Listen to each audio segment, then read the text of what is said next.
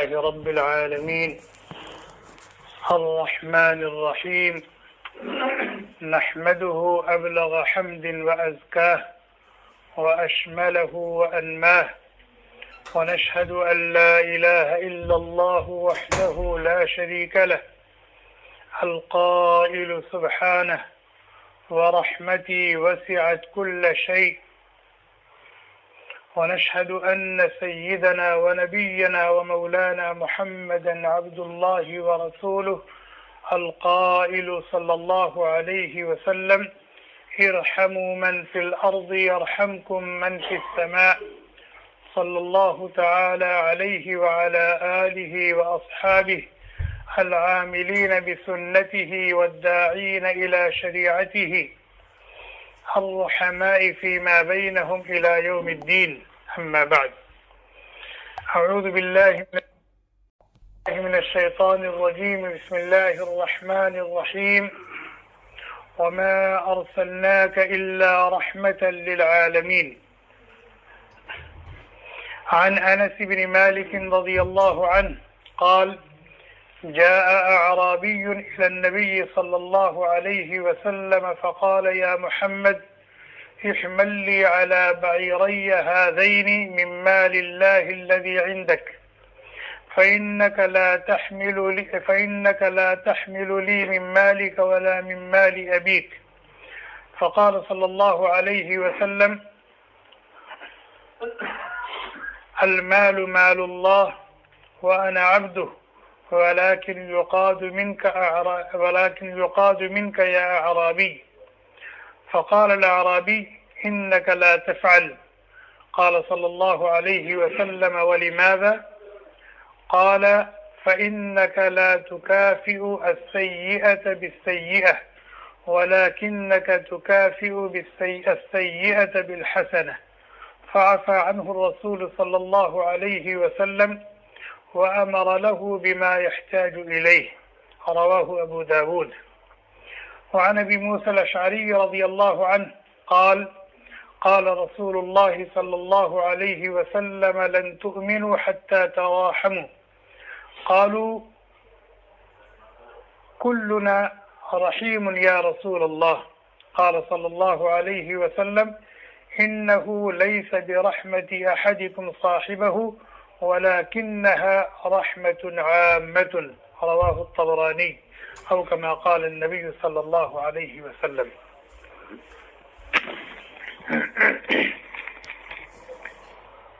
حضرت انس رضی اللہ تعالی عنہ راوی ہیں، ابو داؤد شریف کی روایت کہتے ہیں کہ ایک دیہاتی نبی کریم صلی اللہ علیہ وسلم کی خدمت میں حاضر ہوئے اور ان کے ساتھ 2 اونٹ تھے. انہوں نے نبی کریم صلی اللہ علیہ وسلم کی چادر، جو آپ چادر اوڑھے ہوئے تھے، حضرت انس رضی اللہ تعالی عنہ کہتے ہیں کہ اس وقت آپ کے جسم اطہر پر جو چادر تھی وہ موٹی تھی، کھردری سی تھی. آپ کے جسم اطہر پر جو چادر تھی جو آپ اوڑھے ہوئے تھے وہ موٹی تھی، خشن، موٹی تھی، کھردری تھی. اس دیہاتی نے نبی علیہ السلام کی اس چادر کو یوں پکڑا گردن سے اور زور سے کھینچا اپنی طرف. فجذب الرسول صلی اللہ علیہ وسلم بثيابه جذبة شديدة اثرت في العنق. اتنی زور سے اس نے چادر پکڑی اور کھینچا کہ حضرت انس رضی اللہ تعالی عنہ کہتے ہیں کہ آپ صلی اللہ علیہ وسلم کی گردن مبارک پر اس چادر کے نشانات پڑ گئے. اتنی زور سے اس نے چادر پکڑ کر کھینچا اور کیا کہا، یا محمد احمل لی على بعيري هذين من مال الله الذي عندك. اللہ کا جو مال آپ کے پاس ہے آپ اس میں سے ان دونوں اونٹوں پر لاد دیجئے. یہ 2 اونٹ لے کر کے آیا ہوں، ان دونوں اونٹوں پر وہ مال لاد دیجیے جو آپ کے پاس ہے اور اللہ کا مال ہے. فإنك لا تحمل لي من مالك ولا من مال أبيك، میں آپ سے آپ کا مال نہیں مانگ رہا ہوں، آپ کے باپ کا مال نہیں مانگ رہا ہوں. آپ دیں گے تو اپنا مال نہیں دیں گے، اپنے باپ کا مال نہیں دیں گے، بلکہ اللہ کا جو مال آپ کے پاس ہے وہ لا دیجیے. اس دیہاتی کی سختی دیکھیے، اس کی بد اخلاقی دیکھیے، اور اس کی ایک طرح سے کہا جائے نادانی دیکھیے، جہالت اور ناواقفیت دیکھیے کہ نبی کے مقام و مرتبے سے ناواقف، اور صحابہ پیچ و تاب کھا رہے ہیں. صحابہ پیچ و تاب کھا رہے ہیں کہ اس کو کسی طریقے سے یہاں سے ہٹایا جائے، بلکہ یہ تو گستاخ ہے، شان نبوت میں گستاخی کر رہا ہے، قابل گردن زدنی ہے، اس کی تو گردن اڑا دینی چاہیے. نبی کی شان میں گستاخی کفر ہے، لیکن اللہ کے نبی علیہ السلام نے سب کو روک دیا، سب کو منع کر دیا. پھر آپ نے فرمایا المال مال اللہ، مال تو اللہ ہی کا ہے جیسا تم کہہ رہے ہو. وَأَنَا رَسُولُ اللَّهِ، اور میں اللہ کا بندہ ہوں، اللہ کا رسول ہوں. لیکن تم نے جو بدتمیزی کی ہے، تم نے جو شرارت کی ہے، اس کی تم کو سزا دی جائے گی، اس کا تم سے بدلہ لیا جائے گا. وَلَكِنْ يُقَادُ مِنْكَ يَا أَعْرَابِيُّ، تم کو اس کی سزا دی جائے گی، اس شرارت کی، اس بدتمیزی کی. تو انہوں نے کیا کہا معلوم ہے؟ إِنَّكَ لَا تَفْعَلُ، آپ ایسا نہیں کر سکتے، مجھے سزا دی جائے، مجھ سے بدلہ لیا جائے، آپ ایسا نہیں کر سکتے. اللہ کے نبی علیہ السلام نے پوچھا وَلِمَاذَا، کیوں میں ایسا نہیں کر سکتا؟ بھائی میرے اندر قدرت نہیں ہے، میرے اندر اختیار نہیں ہے، میں ایسا کیوں نہیں کر سکتا؟ کہنے لگے اس لیے کہ آپ تو برائی کا بدلہ برائی سے دیتے ہی نہیں، آپ تو برائی کا بدلہ بھلائی ہی سے دیتے ہیں، تو میں آپ سے برائی کی کیا توقع کروں؟ میں نے شرارت کی ہے، میں نے بد اخلاقی کا مظاہرہ کیا ہے، آپ تو نہیں کر سکتے، اس لیے کہ آپ تو رحمت للعالمین ہیں، آپ تو رحمت للعالمین ہیں، آپ تو اخلاق کے بلند معیار پر ہیں، آپ کا کردار تو بہت اونچا ہے. حضرت انس رضی اللہ تعالیٰ عنہ کہتے ہیں فعفى عنہ رسول صلی اللہ علیہ وسلم، اللہ کے نبی علیہ السلام نے اس کو معاف کر دیا، اور صحابہ سے کہا کہ جو یہ کہہ رہے ہیں وہ کر دو، جو یہ کہہ رہے ہیں وہ کر دو، جو یہ مانگ رہے ہیں وہ دے دو. چنانچہ ان کے ایک اونٹ پر کھجور لاد دی گئی، دوسرے اونٹ پر گندم اور جو لاد دیا گیا. اور اللہ کے نبی علیہ السلام نے پوچھا خوش؟ کہاں خوش ہوں، اور مسکراتے ہوئے چلے گئے. یہ واقعہ میں نے کیوں سنایا؟ نبی علیہ السلام کی شان رحمت، نبی علیہ السلام کی شان عفو درگزر، کہ آپ اپنے لیے کسی سے بدلہ لینا جانتے ہی نہیں تھے، اپنی ذات کے لیے کسی کو دکھ دیں، کسی کو تکلیف پہنچائیں، کسی سے بدلہ لیں، کسی کو سزا دیں، آپ کی حیات طیبہ میں اس کی کوئی مثال نہیں ملتی. اور اللہ تبارک و تعالی نے آپ کی جو شان بیان کی ہے وَمَا أَرْسَلْنَاكَ إِلَّا رَحْمَةً لِلْعَالَمِينَ، ہم نے آپ کو سارے جہان کے لیے رحمت بنا کر کے بھیجا ہے. جناب نبی کریم صلی اللہ علیہ وسلم رحمت صرف ایمان والوں کے لیے نہیں ہے، صرف انسانوں کے لیے نہیں ہے، صرف جانداروں کے لیے نہیں ہے، بلکہ کائنات کے ذرے ذرے کے لیے آپ رحمت ہیں، کائنات کے ذرے ذرے کے لیے آپ رحمت ہیں. آج جو آسمان آپ کو قائم نظر آ رہا ہے، زمین بچھی ہوئی نظر آ رہی ہے، وہ کائنات کا سارا نظام چلتا ہوا نظر آ رہا ہے، یہ جناب نبی کریم صلی اللہ علیہ وسلم کی شان رحمت کی برکت ہے، شان رحمت کی برکت ہے. آپ کا دشمن، آپ کا مخالف آپ کو کتنا بھی ستاتا تھا، آپ کی کتنی بھی مخالفت کرتا تھا، اور آپ کے لائے ہوئے مشن میں کتنی بھی رکاوٹیں ڈالتا تھا، لیکن اللہ کے نبی علیہ السلام کبھی اس سے بدلہ نہیں لیتے تھے، کبھی اس کو سزا نہیں دیتے تھے۔ ابو جہل لعین بدبخت نمبر 1، اللہ کے نبی علیہ السلام نماز پڑھ رہے ہیں، سجدے کی حالت میں ہیں، بدبخت آیا، کہیں اونٹ ذبح ہوا تو اونٹ کی اوج پڑی ہوئی تھی، اونٹ کی اوج، وہ جو اوجھڑی ہوتی ہے جس میں پوری غلاظت اور گندگی ہوتی ہے، پڑی ہوئی تھی، اس کو اٹھایا اور اٹھا کر کے لا کے نبی علیہ السلام کی پشت مبارک پر رکھ دیا، اور آپ سجدے کی حالت، اور وہ اتنی بھاری تھی کہ آپ اکیلے اس کو اپنی پشت مبارک سے گرا نہیں سکتے تھے، ہٹا نہیں سکتے تھے، اس کی وجہ سے کافی دیر تک آپ سجدے میں رہے، اور اتنا بڑا بوجھ لے کر کے۔ حضرت زینب رضی اللہ تعالی عنہ آئی ہیں، انہوں نے ہٹایا ہے، تب جا کر آپ نے اپنا سجدہ پورا کیا، آپ سجدے سے اٹھے۔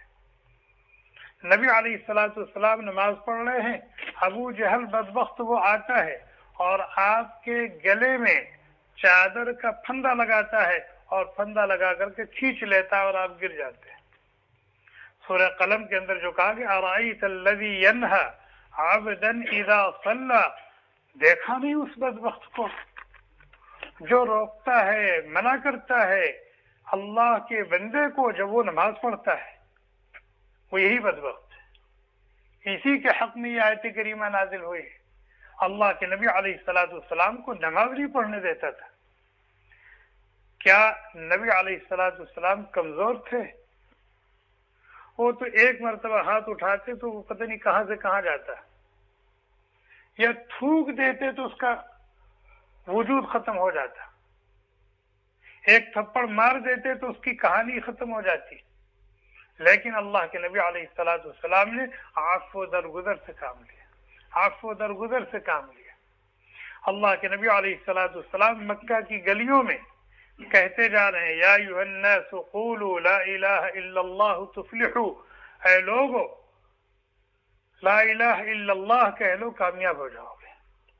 حج کا زمانہ ہے، دنیا کے دور دراز علاقوں سے لوگ آئے ہوئے حج کرنے کے لیے، منی میں، مزدلفہ میں، عرفات میں نبی کریم صلی اللہ علیہ وسلم جا جا کر کے اللہ کا پیغام لوگوں کو پہنچا رہے ہیں، سمجھا رہے ہیں، بجھا رہے ہیں، اور پیچھے سے ابو لہب پتھر مار رہا ہے، منہ پر تھوک رہا ہے، دھول اٹھا کر کے آپ کے منہ پر ڈال رہا ہے، گالیاں دے رہا ہے، اور کہہ رہا لوگوں یہ دیوانہ ہے، لوگوں یہ پاگل ہے، لوگوں میں اس کا چچا ہوں اور یہ میرا بھتیجا ہے، میں اس کو اچھی طرح سے جانتا ہوں، اس لیے تم لوگ اس کے چکر میں مت آنا۔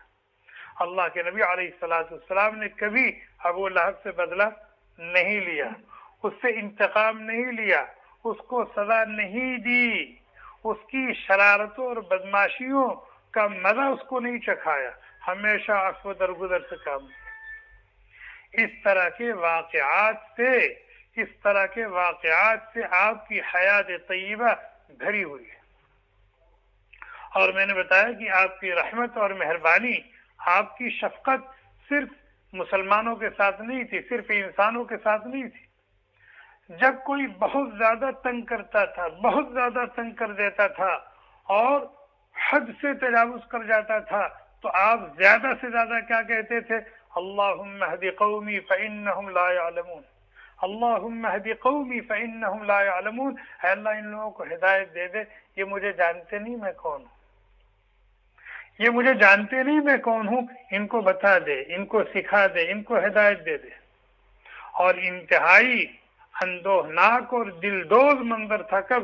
جب آپ طائف تشریف لے گئے تھے، جب آپ دعوت اور اللہ کے پیغام کو لے کر طائف تشریف لے گئے تھے، اور وہاں کے بدبختوں نے، وہاں کے اوباشوں کو، شریر لڑکوں کو آپ کے پیچھے لگا دیا، اور وہ آپ پر پتھروں کی بارش برسا رہے تھے، پتھروں کی بارش برسا رہے تھے۔ کسی کے پیچھے اس طرح سے اوباش لڑکے لگ جائیں، گالیاں دیں، اس کے اوپر تھوکیں، اس کے اوپر ہنسیں اور پتھر مارے، بتائیں کیا حال ہوگا؟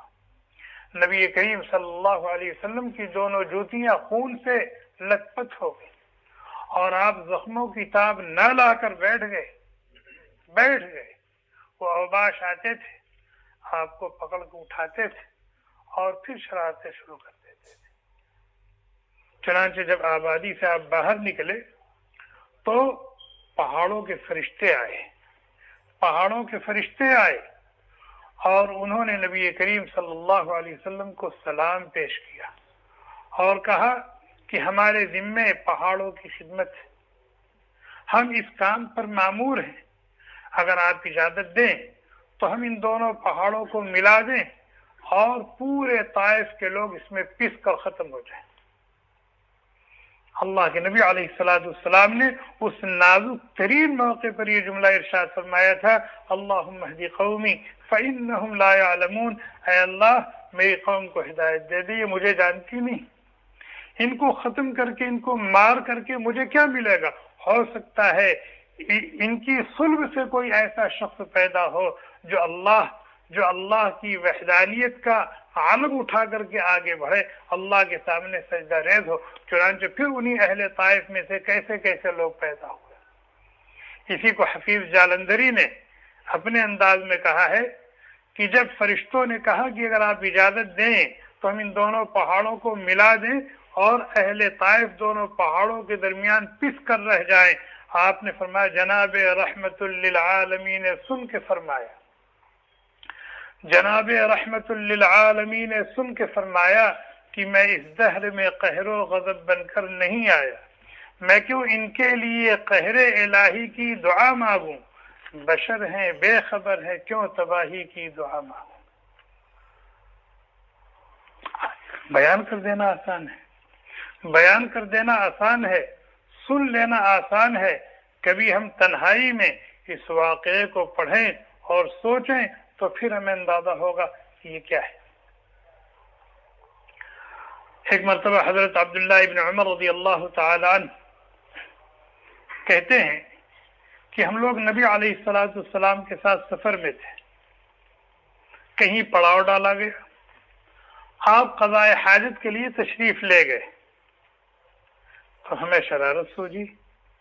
حضرت عبداللہ ابن عمر رضی اللہ تعالی عنہ اس وقت 14-15 سال کے تھے، کہنے لگے ہم نے دیکھا کہ ایک چڑیا ہے، اس کے ساتھ 2 بچے ہیں، ہم نے ان کے دونوں بچوں کو پکڑ لیا، اب وہ چڑیا پریشان ہے، ہمارے سروں پہ مڈلا رہی ہے، کبھی زمین پہ بیٹھ کر کے اپنے پروں کو بچھا رہی ہے، دیکھا ہوگا کسی چڑیا کا انڈا آپ اٹھا لیں، کسی چڑیا کے بچوں کو آپ پکڑ لیں، پھر وہ کس طریقے سے، یا اگر چڑیا نہ دیکھا ہو تو مرغی اس کے بچے ہوں، 1-2 بچوں کو کوئی پکڑ لے یا کوئی کوا یا چیل اس پر حملہ آور ہو تو اس مرغی کا کیا حال ہوتا ہے۔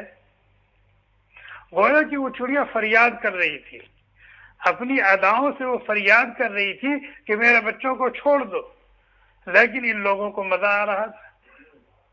اللہ کے نبی علیہ السلام تشریف لائے تو آپ نے اپنی آنکھوں سے اس پرندے کی بے چینی اور بے قراری دیکھی۔ اللہ کے نبی علیہ السلام نے فرمایا من افجع هذه بولدها، اس کے بچے کو پکڑ کر کس نے اس کو مشقت میں ڈالا ہے، اس کو پریشانی میں ڈالا ہے، بے چین اور بے قرار کر رکھا ہے، اس کے بچے اس کے حوالے کرو، اس کے بچے اس کے حوالے کرو، اس کے بچے اس کے حوالے کرو۔ یہ نبی علیہ السلام کی رحمت ہے، آپ کی شفقت اور مہربانی ہے، جس سے جانور بھی بہرور ہے، جس سے جانور بھی بہرور ہے۔ حضرت عبداللہ ابن عمر رضی اللہ تعالیٰ عنہ کہتے ہیں اسی سفر میں اللہ کے نبی علیہ السلام کی نظر پڑی کہ بہت ساری چیونٹیاں، جنگل بیابان تھا، سوراخ تھے، اس میں سے چیونٹیاں بہت ساری نکلی ہوئی پھیلی تھیں، تو کہتے کہ ہم نے ان کو جلا دیا تھا، کچھ پتے وغیرہ جمع کر کے رکھا اور آگ لگا دی، سب کو جلا دیا۔ اللہ کے نبی علیہ السلام نے ناگواری کا اظہار فرمایا من حرق هذه، ان چیونٹیوں کو جلایا کس نے، ان کو آگ کس نے لگائی؟ صحابہ نے کہا کہ ہم نے لگائی، اس لیے کہ ہمارا یہی پڑاؤ ہے اور یہ اتنی ساری ہیں، نکلی ہوئی ہیں، اس لیے ہم نے ان کو جلا دیا۔ اللہ کے نبی علیہ السلام نے منع فرمایا انه لا ينبغي ان يعذب بالنار الا رب النار، آگ کی سزا دینا یہ حق صرف اللہ کو ہے، کسی مخلوق کو آگ سے جلایا جائے، آگ کے ذریعے سے اس کو سزا دی جائے، فرمایا یہ حق صرف رب النار کو ہے، جو نار کا خالق ہے وہی جس کو چاہے آگ کا عذاب دے سکتا ہے، اللہ کے غیر کو اس کا حق نہیں ہے، اس لیے اس طرح کی حرکت آئندہ کبھی نہ کرنا۔ بخاری و مسلم کی روایت ہے، حضرت عبداللہ بن عمر رضی اللہ تعالیٰ عنہ راوی ہیں، کہتے ہیں نبی کریم صلی اللہ علیہ وسلم نے فرمایا کہ امم سابقہ میں یعنی بنی اسرائیل میں کوئی عورت تھی، اس نے بلی پال رکھا تھا۔ عذبت امرأة في هرة سجنتها دخلت فيها حتى ماتت جوعا فدخلت فيها في النار، کہ ایک عورت نے بلی پال رکھا تھا اور اس کو باندھ کے رکھتی تھی، کھانا نہیں دیتی تھی، پانی نہیں دیتی تھی، نہ تو خود کھلاتی پلاتی تھی اور نہ اس کو چھوڑتی تھی کہ وہ جائے خود سے اپنا رزق تلاش کر لے، یہاں تک کہ وہ بدھی بدھی مر گئی۔ اللہ کے نبی علیہ السلام نے فرمایا کہ وہ خاتون صوم و صلات کی پابند تھی، بظاہر اوراد و اذکار بہت کرتی تھی، لیکن ایک مخلوق کے ساتھ ظلم کرنے کی وجہ سے، زیادتی کرنے کی وجہ سے وہ جہنم کا ایندھن بنے گی۔ اس کی نماز اس کو جہنم سے نہیں بچا سکتی، اس کے روزے اس کو جہنم سے نہیں بچا سکتے، اس کے اذکار و اوراد اس کو جہنم سے نہیں بچا سکتے۔ معلوم کیا ہوا؟ اللہ کی کسی مخلوق کے ساتھ ظلم کرنا، زیادتی کرنا، چاہے وہ چیونٹی کیوں نہ ہو۔ قرآن کریم کی آیت ہے ان الابرار لفی نعیم، یقیناً ابرار لوگ نعمتوں میں ہوں گے۔ پوچھا گیا ابرار کسے کہتے ہیں؟ مفسرین کہتے ہیں الذین لا یرضون الشر ولا یؤذون الذرہ۔ ابرار کسے کہتے ہیں؟ الذین لا یرضون الشر ولا یؤذون الذرہ، جو غلط اور برے کام نہ کرتے ہوں، غلط اور برے کاموں سے بچتے ہوں، اور اگر کوئی کر رہا ہے تو اس کو سمجھا دیتے ہوں، بجھا دیتے ہوں، نہ خود کرنے پر راضی ہوں اور نہ کسی اور کے کرنے پر راضی ہوں، شر کو پسند ہی نہیں کرتے، برائی کو پسند ہی نہیں کرتے، نہ خود کرنا پسند کرتے ہیں، نہ دوسروں کا کرنا ان کو پسند آتا ہے، اور مخلوق کو دکھ نہیں دیتے، ستاتے نہیں، حتیٰ کہ چیونٹی تک کو نہیں ستاتے۔ لا یؤذون الذرہ، ذر کے معنی آتے ہیں چیونٹی، کہ چیونٹی تک کو بھی نہیں ستاتے، جب چیونٹی کا تذکرہ آ گیا تو ایک واقعہ بھی سن لیں۔ حضرت سلیمان علیہ السلام اپنے لاؤ لشکر کے ساتھ جا رہے ہیں،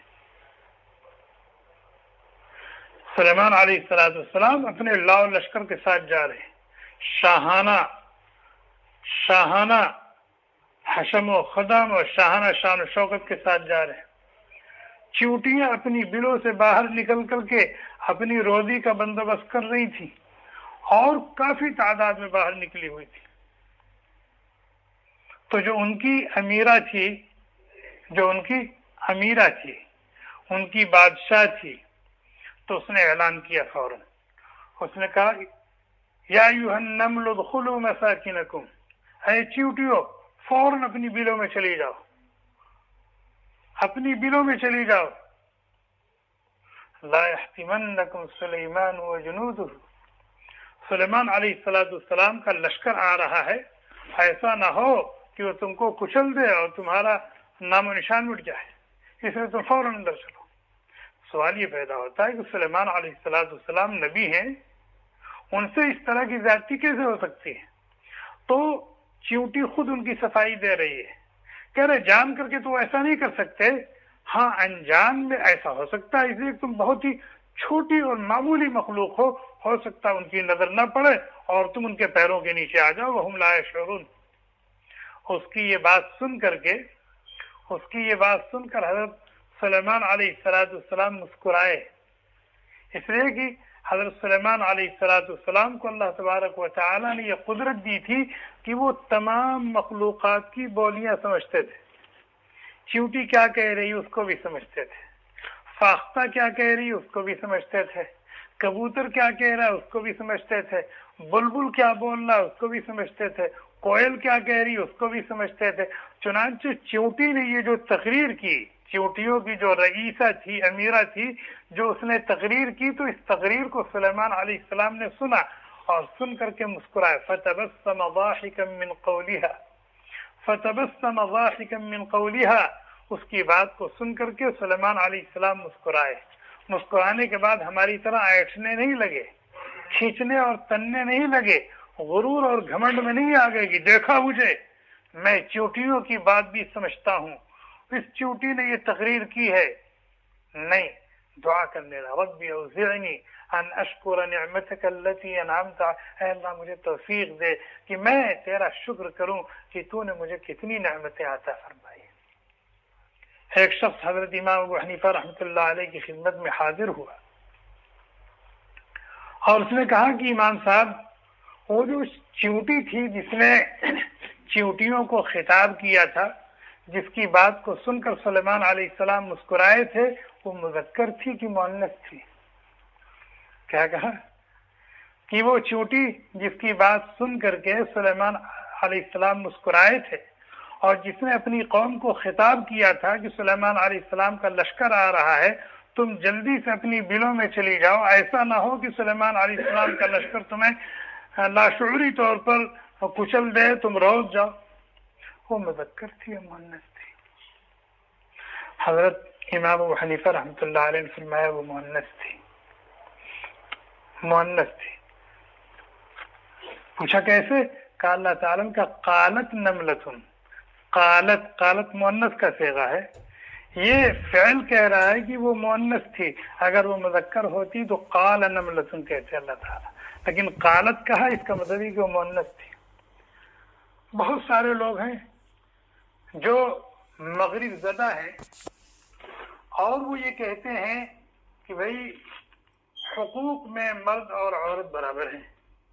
وہ اسی آیت کریمہ سے ثابت کرتے ہیں کہ عورت صدر بن سکتی ہے, عورت وزیر اعظم بن سکتی ہے, عورت امام بن سکتی ہے, عورت قاضی بن سکتی ہے, عورت خطیب بن سکتی ہے. دیکھیں قرآن کہہ رہا ہے, قرآن کہہ رہا ہے کیا کہ ایک چیونٹی مؤنث, وہ اپنی پوری قوم کی کیا تھی؟ امیرہ تھی, رئیسہ تھی. تو یہ جانوروں سے استدلال کرنے والے کیا ہوں گے؟ بہرحال بات بہت دور نکل گئی. میں تو یہ واقعہ بیان کر رہا تھا کہ اللہ تبارک و تعالی نے ہمارے نبی محمد رسول اللہ صلی اللہ علیہ وسلم کو سراپا رحمت بنا کر کے بھیجا, سراپا رحمت بنا کر کے بھیجا, سراپا رحمت بنا کر کے بھیجا. اور فرمایا وما ارسلناک الا رحمتا للعالمین, اور ہمارا رب یہ تو رحمت ہی رحمت ہے. اللہ تعالیٰ کہتے ہیں وَرَحْمَتِي وَسِعَتْ كُلَّ شَيْءٍ وَرَحْمَتِي وَسِعَتْ كُلَّ شَيْءٍ, میری رحمت ہر چیز کو, میری رحمت ہر چیز کو اپنے دائرے میں لیے ہوئے ہے. کوئی بھی چیز دائرے رحمت الہی سے باہر نہیں ہے, حتیٰ کہ شیطان کا وجود اور اس کی اچھل کود, اس کی شرارتیں اور بدماشیاں, یہ بھی اللہ تبارک و تعالیٰ کی رحمت کا مظہر ہے. ورنہ جب اس نے بدماشی کی تھی اللہ تبارک و تعالیٰ اسی وقت اس کو ٹھکانے لگا دیتے. ہم انہی آنکھوں سے کتنے گناہ کرتے ہیں, لیکن ہماری آنکھیں سلامت ہیں, ہم اندھے نہیں ہو گئے. یہ اللہ تعالیٰ کی رحمت کا مظہر ہے. ہم اسی زبان سے کتنے ایسے بولتے ہیں جس کو بولنے سے اللہ نے منع کیا, اور وہ بول اللہ تعالیٰ کی ناراضگی اور ناخوشنودی کا ذریعہ بنتے ہیں, لیکن ہم گونگے نہیں ہوئے. یہ گونگا نہ ہونا یہ اللہ تبارک و تعالیٰ کی رحمت کا مظہر ہے. اسی کان سے ہم کتنی غلط باتیں سنتے ہیں کہ ایسی باتوں کو سننے سے اللہ تعالیٰ ناراض ہوتے ہیں, لیکن اللہ تعالیٰ نے ہم کو بہرا نہیں کیا. یہ سب اللہ تعالیٰ کی رحمت کا مظہر ہے. اللہ تعالیٰ کہتے ہیں فانظر الی آثار رحمت اللہ فانظر الى آثار رحمت اللہ، کائنات میں جو کچھ ہے جس شکل میں ہے وہ سب کا سب اللہ تبارک و تعالیٰ کی رحمت کا مظہر ہے۔ یہ جو رات آ رہی ہے، دن جا رہا ہے، ہم رات میں آرام کرتے ہیں، سکون پاتے ہیں اور دن میں اپنی ضروریات کا بندوبست کرتے ہیں، یہ بھی اللہ تبارک و تعالیٰ کی رحمت کا مظہر ہے۔ اللہ تعالیٰ کہتے ہیں وَمِن رَحْمَتِهِ جَعَلَ لَكُمُ اللَّيْلَ وَالنَّهَارَ لِتَسْكُنُوا فِيهِ وَلِتَبْتَغُوا مِن فَضْلِهِ وَلَعَلَّكُمْ تَشْكُرُونَ۔ اللہ تبارک و تعالیٰ کی رحمت کے مظاہر میں سے ایک مظہر یہ ہے کہ اللہ تعالیٰ نے رات بنائے تاکہ تم رات میں سو جاؤ اور دن کی تکان دور ہو جائے اور تم کو سکون مل جائے، اور دن بنایا تاکہ تم دن میں اپنی ضروریات کا بندوبست کرو، حرکت کر کے برکت حاصل کرو۔ وَلَعَلَّكُمْ تَشْكُرُونَ، اور تاکہ تم اللہ تبارک و تعالیٰ کی ان عظیم نوازشات پر کیا کرو، اس کے شکر گزار بنو، اس کے شکر گزار بنو۔ وَرَبُّكَ الْغَنِيُّ ذُو الرَّحْمَةِ، تمہارا رب بے نیاز ہے، تمہارا رب بے نیاز ہے، ان کی مخلوقات میں سے کسی کی بھی اس کو ضرورت نہیں، اتنا بے نیاز ہے، کسی کی بھی، نہ فرشتوں کی اس کو ضرورت ہے، نہ انسانوں کی اس کو ضرورت ہے، نہ انبیاء اور اولیاء کی اس کو ضرورت ہے، نہ جن کی اس کو ضرورت ہے، نہ آسمان کی نہ زمین کی، وہ بے نیاز ہے۔ ہاں، یہ جو عدم سے وجود میں لے آیا ہے اور پورے کائنات کے نظام کو چلا رہا ہے، یہ اس کی رحمت کا مظہر ہے، یہ اس کی رحمت کا مظہر سراسر اس کی مہربانی ہے، اس کی عطا ہے، اس کا کرم ہے، اس کی شفقت ہے، اس کی عنایت ہے، اس کی عنایت ہے۔ ایک جگہ فرمایا ربک الغنی ذو الرحمہ ان یشاء یذہبکم ویستخلف من بعدکم ما یشاء کما انشأکم من ذریۃ قوم آخرین۔ ہم اتنی گناہوں کے باوجود، اتنی شرارتوں کے باوجود، اتنی معصیتوں اور نافرمانیوں کے باوجود زندہ ہیں، صحیح سالم ہیں، کھا رہے ہیں، پی رہے ہیں، ہنس رہے ہیں، بول رہے ہیں، کھیل رہے ہیں، کود رہے ہیں اور جی رہے ہیں، یہ سب اللہ تبارک و تعالیٰ کی صفت رحمت کا مظہر ہے، صفت رحمت کا مظہر۔ تو اللہ تعالیٰ رحمان ہے، اللہ تعالیٰ رحیم ہے، ہمارے نبی رحمت للعالمین ہے، اور جو کتاب ہدایت ہم کو ملی ہے وہ سراپا رحمت ہے۔ کیا ہے؟ سراپا رحمت۔ اللہ تعالیٰ کہتے ہیں وَنُنَزِّلُ مِنَ الْقُرْآنِ مَا هُوَ شِفَاءٌ وَرَحْمَةٌ، ورحمہ، قرآن سراپا رحمت ہے۔ وَنَزَّلْنَا عَلَيْكَ الْكِتَابَ تِبْيَانًا لِكُلِّ شَيْءٍ وَهُدًى وَرَحْمَةٌ، قرآن کریم سراپا رحمت ہے۔ تو جب ہمارا رب رحمان ہے، رحیم ہے، ہمارا نبی رحمت للعالمین ہے، اور جو دستور اور ضابط حیات ہمیں دیا گیا وہ سراپا ہدایت اور رحمت ہے، تو پھر ہم لوگوں کو کیا ہونا چاہیے؟ صفت رحمت سے ہم سب کو بھی متصف ہونا چاہیے کہ نہیں؟ رحمت کہتے کسے؟ رحمت دل کے اندر ایک مادہ ہوتا ہے جس کو رقت کہا جاتا ہے، نرمی کہا جاتا ہے، رقت اور نرمی کہا جاتا ہے، اور اسی مادے کی برکت سے شفقت، مہربانی، غمخواری، غم گساری، حاجت روائی، اس قسم کے امور ظہور پذیر ہوتے ہیں۔ یہ ہے رحمت کی حقیقت۔ آپ نے دیکھا ایک آدمی جا رہا ہے، سر پہ بوجھ لادے ہوئے ہے اور بوجھ سے دبا جا رہا ہے، اس کو سہارے کی ضرورت ہے، اس کو مدد کی ضرورت ہے۔ آپ نے بڑھ کر کے اس کا بوجھ لے لیا، اپنے سر پہ رکھ لیا، پورا نہیں لیا، آدھا لیا، اس کو ہلکا کر دیا۔ جس چیز نے آپ کو اس کام پر ابھارا، آمادہ کیا، اسی کو رحمت کہتے ہیں۔ یہ رحمت کا مظہر ہے۔ اسی طریقے سے آپ نے دیکھا ایک بچہ ہے، وہ جا رہا ہے، لڑکھڑاتا ہوا جا رہا ہے اور خطرہ ہے کہ گر جائے گا، آپ نے بڑھ کر کے اس کو پکڑ لیا، اس کو سنبھال لیا، اس کو سہارا دے دیا۔ یہ جو عمل آپ نے کیا ہے یہ اسی صفت رحمت کا مظہر ہے۔ اور نہ کتنے لوگ ایسے ہوتے ہیں کہ کوئی سسک رہا ہے، کوئی بلک رہا ہے، کوئی رو رہا ہے، کچھ نہیں، ان کے دل پر جو تک نہیں رہتی، ان کے دل پر رائی کے دانے کے برابر اثر نہیں ہوتا۔ کہا جائے گا اس کے دل کے اندر رقت نہیں ہے، نرمی نہیں ہے، اس کا دل یہ قسی القلب ہے، اس کا دل سخت ہے، پتھر ہو گیا ہے، اس کے اندر صفت رحمت نہیں، صفت رحمت سے یہ محروم ہو چکا ہے۔ اللہ کے نبی علیہ الصلوۃ والسلام حضرات حسنین کو پیار کر رہے تھے، حضرات حسنین کو پیار کر رہے تھے، چوم رہے تھے۔ ایک صحابی اقرا ابن حابس رضی اللہ تعالی عنہ نے جب دیکھا اللہ کے نبی کو کہ بچوں کو پیار کر رہے ہیں، چوم رہے ہیں، تو ان کو بڑی حیرت ہوئی اور کہنے لگے انتم تقبلون صبیانکم، آپ لوگ اپنے بچوں کو پیار کرتے ہیں؟ مجھے تو اللہ تعالیٰ نے 10 بچے دیے ہیں اور آج تک میں نے کسی کو نہیں چوما۔ اللہ کے نبی علیہ الصلوۃ والسلام ان کی یہ بات سن کر ناراض ہو گئے اور فرمایا لا تنزع الرحمت الا من شقی، شفقت اور مہربانی، رحمت اور عنایت کا مادہ سلب کر لیا جاتا ہے شقی اور بدبختی ہی کے دل سے۔ بچوں کو پیار کرنا، ان کے ساتھ کھیلنا اور ان کو کھلانا، ان کو ہنسانا اور ان کے ساتھ ہنسنا، ان کی دلجوئی کرنا، ان کو اپنے کندھوں پہ بیٹھا لینا، ان کو اپنی گود میں لے کے بیٹھا لینا، ان کے ساتھ دوڑ لگانا، یہ رحمت، یہ کیا ہے؟ رحمت ہے اور بچوں کا حق، بچوں کا حق۔ ایک حدیث میں اللہ کے نبی علیہ الصلوۃ والسلام نے فرمایا، طبرانی کی روایت ہے، لن تؤمنوا حتى تراحموا، لن تؤمنوا حتى تراحموا، تم لوگ کامل الایمان اس وقت تک نہیں ہو سکتے جب تک کہ تم آپس میں ایک دوسرے کے ساتھ رحمت اور مہربانی کا اور شفقت اور عنایت کا معاملہ اور برتاؤ نہ کرو۔ صحابہ نے کہا کلنا رحیم یا رسول اللہ، ہم میں سے ہر ایک کے اندر یہ صفت پائی جاتی ہے اور ہر ایک ایک دوسرے کے ساتھ یہ کرتا ہے۔ فرمایا جی اپنے بھائی کے ساتھ کرتے ہو، اپنی بہن کے ساتھ کرتے ہو، اپنی بیوی کے ساتھ کرتے ہو، اپنی ماں کے ساتھ کرتے ہو، اپنے باپ کے ساتھ کرتے ہو۔ یہ کافی نہیں ہے جب تک کہ یہ صفت تمہارے لیے اللہ کی ہر مخلوق کے لیے نہ ہو جائے۔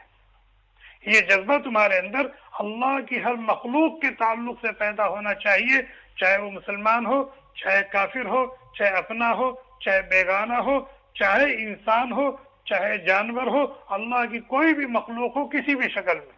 ایک فاحشہ، گندی عورت، فاحشہ، بدکارہ، اس نے دیکھا ایک کتا ہے کنویں کے کنارے، تر مٹی ہے، اس کو چاٹ رہا ہے، تو اس نے اس کو دیکھ کر کے اندازہ لگایا کہ اس کو پیاس لگی، اس کو رحم آ گیا، اس بدکارہ کو، فاحشہ کو رحم آ گیا۔ اس نے اپنا دوپٹہ اتارا اور اپنا موزہ اس میں باندھا، کنویں میں ڈال کر کے پانی نکالا اور اس کتے کو پانی پلایا۔ اس کی یہ ادا اللہ تبارک و تعالیٰ کو اتنی پسند آئی، اتنی پسند آئی، اتنی پسند آئی کہ اس کے اسی عمل کو اس کی مغفرت اور بخشش کا ذریعہ بنا دیا اور اس کے لیے جنت کو واجب کر دیا۔ یہ کیا ہے؟ رحمت ہے، مہربانی ہے۔ کس کے ساتھ؟ ایک کتے کے ساتھ، ایک کتے کے ساتھ۔ تو ہم سب کو اس صفت سے اپنے آپ کو متصف کرنے کی ضرورت ہے۔ آج ہمارے اندر یہ چیز بہت کم ہو گئی ہے، بلکہ یوں کہا جائے ختم ہو گئی۔ بیوی کے ساتھ پیار محبت یہ تو طبعی تقاضا ہے، آدمی طبعاً مجبور ہے۔ بچوں کے ساتھ، بھائی بہنوں کے ساتھ نہیں، کہا جائے گا آپ رحیم ہیں، آپ شفیق ہیں، آپ مہربان ہیں جب آپ کی یہ صفت ہر جگہ ظاہر ہوتی۔ کسی بھی مغموم آدمی کو آپ نے دیکھا، اس کی غمگساری کی، کسی ضرورت مند آدمی کو آپ نے دیکھا، اس کی حاجت روائی کی، کسی کو سہارے کی ضرورت ہے، آپ نے اس کو سہارا دیا، کسی بھوکے کو دیکھا آپ نے اس کو کھانا کھلا دیا، کسی پیاسے کو دیکھا آپ نے اس کو پانی پلا دیا، کوئی بوجھ تلے دبا جا رہا آپ نے اس کے بوجھ کو ہلکا کر دیا، کسی کو مغموم دیکھا اس کو تسلی کے 2 بول دیے۔ یہ سب کے لیے ہونا چاہیے، تب کہا جائے گا آپ صفت رحمت کے ساتھ متصف ہیں۔ اللہ تبارک و تعالی ہم سب کو کہنے سننے سے زیادہ عمل کرنے کی توفیق عطا فرمائے، اپنی مرضیات پر چلائے، نامرضیات سے بچائے۔ جتنے اچھے، عمدہ اور پاکیزہ اخلاق ہیں اللہ تبارک و تعالی ان سب سے ہم سب کو متصف فرما دے، اور جتنے گندے اور برے اخلاق و عادات ہیں اللہ تعالی ہم سب کو اس سے پاک کر دے، صاف کر دے، اور ہم سب کی اس سے حفاظت فرمائے۔ ہم سب کو آپس میں شیر و شکر بن کر زندگی گزارنے کی توفیق عطا فرمائے۔ صفت رحمت کے ساتھ اللہ تعالی ہم سب کو متصف فرمائے، اور ہماری یہ صفت عام ہو، جیسے ہمارے حبیب صلی اللہ علیہ وسلم کی صفت رحمت عام تھی انسانوں کے لیے بھی اور جانوروں کے لیے بھی. اللہ تعالی ہمارے اس مل بیٹھنے کو قبول فرمائے, کہنے سننے سے زیادہ عمل کرنے کی توفیق عطا فرمائے. ہم سب سے ہمیشہ ہمیشہ کے لیے راضی اور خوش ہو جائیں. جب تک دنیا میں رکھیں اپنا بنا کے رکھیں, جب دنیا سے لے جائیں خاتمہ بالخیر نصیب فرمائے. سبحانک اللہم بحمدک ونشہد ان لا الہ الا انت ونستغفرک ونتوب الیک.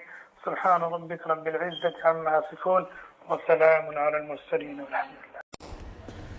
Thanks for watching. Don't forget to like, comment, share and subscribe to Al Wahid channel.